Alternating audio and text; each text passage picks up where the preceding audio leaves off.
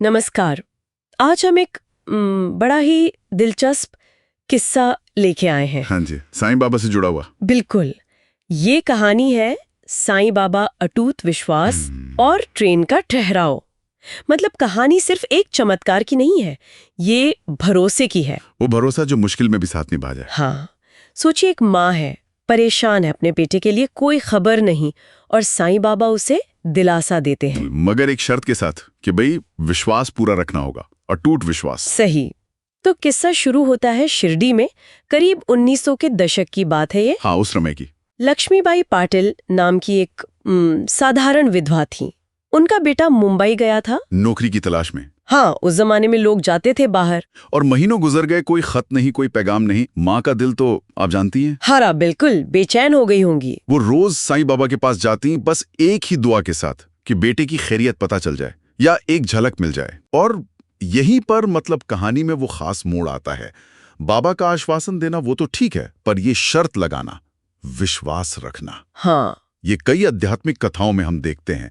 ये जो अटूट विश्वास की मांग है ना, ये एक तरह की कसौटी होती है, परीक्षा जैसी। हाँ बिल्कुल, भक्त की श्रद्धा की परीक्षा। ये सिर्फ दिलासा नहीं है, ये उससे बढ़कर है। ये बात तो है। और लक्ष्मीबाई ने बाबा के शब्दों को गांठ बांध लिया।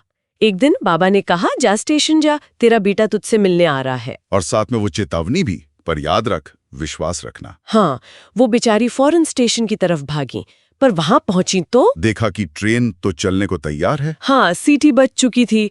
नजरें दौड़ा रही हैं इधर उधर, बेटा कहीं नहीं दिख रहा। लोग भी कहने लगे होंगे कि भाई अब कहाँ देर हो गई। बिल्कुल, यही वो पल था जहां मतलब दिल डूबने लगता है। तर्क कहता है कि ट्रेन चली जाएगी, बेटा है नहीं। और आस्था कहती है कि बाबा ने कहा है तो आएगा। यही वो द्वंद्व है। विश्वास दांव पर था। हाँ, और कहते हैं उसी पल जब शायद उम्मीद टूटने ही वाली थी, उन्होंने आंखें बंद की और बाबा को याद किया। मन ही मन कहा होगा, बाबा आपने वादा किया था। और फिर जो हुआ वो मतलब सुनने में अविश्वसनीय लगता है। एकदम से ट्रेन की सीटी बंद हो गई। अच्छा, चलती ट्रेन। हाँ, इंजन भी रुक गया। स्टेशन पे सब हैरान, अफरा तफरी सी मच गई कि क्या हुआ भाई। गजब। ये जो घटना का वर्णन है ना, ये इसे संयोग से कुछ ज्यादा दिखाता है। कथा के अनुसार तो ये बाबा की शक्ति का प्रदर्शन है। हाँ, कि भक्त ने पुकारा और प्रकृति के नियम भी बदल गए। और मजे की बात है कि बेटा ठीक उसी अफरा तफरी के बीच पहुंच जाता है। हाँ, वो दौड़ता हुआ आया, हाँफ रहा था, माँ से लिपट गया, बोला माँ मुझे नहीं पता ये ट्रेन क्यों रुकी, पर देखो मैं पहुंच गया।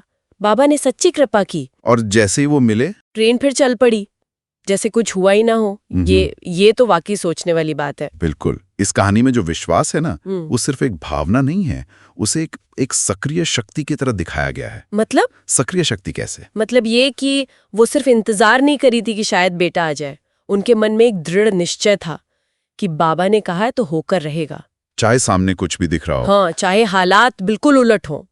वो अटूट शब्द इसीलिए महत्वपूर्ण है। कोई शक नहीं, कोई सवाल नहीं। और कथा यही बताती है कि इसी अटूट विश्वास ने उस चमत्कार को संभव बनाया।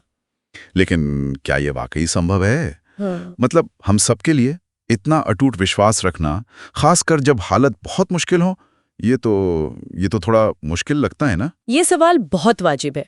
देखिए, कथाएं अक्सर एक आदर्श प्रस्तुत करती हैं। लक्ष्मीबाई का विश्वास उस आदर्श का प्रतीक है। अच्छा, शायद रोजमर्रा की जिंदगी में इतना निरपेक्ष विश्वास रखना कठिन हो। हम सबके मन में संदेह आते हैं, पर ये कहानियां इसी विश्वास की ताकत को दिखाती हैं। हाँ, कि आस्था कैसे उम्मीद जगा सकती है। बिल्कुल, निराशा के पलों में। तो ये कहानी सिर्फ लक्ष्मीबाई के बेटे के मिलने की नहीं है, ये उनके भरोसे की जीत की कहानी है। और ये कहानी जब दूसरे सुनते हैं तो उनके मन में भी आस्था मजबूत होती है। हाँ जी, उनके विश्वास को भी बल मिलता है। सही कहा।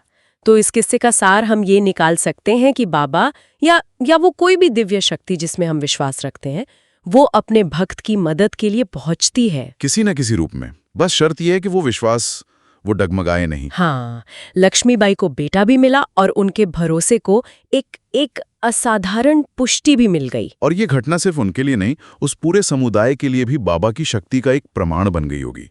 ऐसी कहानियां फिर व्यक्तिगत नहीं रहती, वो सामूहिक आस्था को मजबूत करती हैं। घटनाएं होती हैं, इनको समझने में हमारा अपना विश्वास और बाहरी दुनिया की जो व्याख्या है उसकी क्या भूमिका होती है? कहाँ आस्था तर्क की सीमा को पार कर जाती है। हाँ, कहाँ वो रेखा है? वाकई एक गहरा सवाल है ये। हाँ, तो ये कहानी सिर्फ एक पुराना किस्सा नहीं है। इसका मतलब कहीं ज्यादा गहरा है। निश्चित रूप से ये हमें इस पर विचार करने के लिए प्रेरित करती है कि उम्मीद और विश्वास मुश्किल समय में हमारे अनुभवों को, हमारी जिंदगी को किस तरह आकार दे सकते हैं।